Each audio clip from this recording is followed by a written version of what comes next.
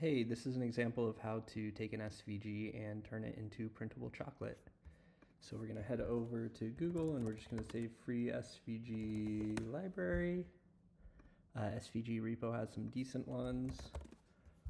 Start with the Pac-Man here. One thing that we're going to be looking for is just for solid black and white monocolor. Specifically things that don't have floating solids in the middle that are kind of disconnected. For example, if we did this Android, the chocolate would be a bunch of different pieces, 1, 2, 3, 4 pieces. So we'll take Pac-Man here, we'll throw him in our downloads, we'll come on over to CocoaPress, we'll drop him on here. Sorry, PrusaSlicer. We'll then go ahead and adjust the size. I got a little bit weird pulling the background there. But yeah, choose an appropriate size, choose an appropriate depth or height technically. I'm going to do 6 millimeters.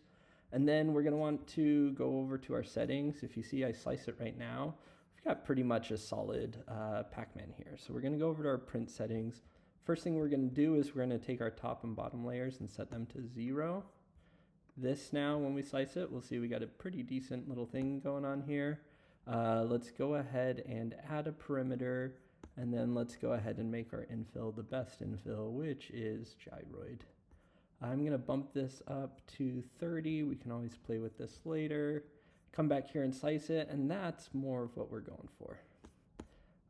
So if I want to come back in here, if I want to get something else, soccer, I guess. Once again, we need to choose an appropriate thing without floating centerpieces. This one should do the trick. Download it here, bring it over to here. And we'll drop a soccer ball on here too. Nice, came in pretty big, so we'll resize it down. Scoop Pac-Man over. There we go. Shift A will go ahead and auto rearrange everything. Or, yeah, there we go. Slice it now. Cool. So we got a soccer ball and we got a Pac-Man. At this point, you could go ahead and slice it and send it to your chocolate printer. So hopefully this helps.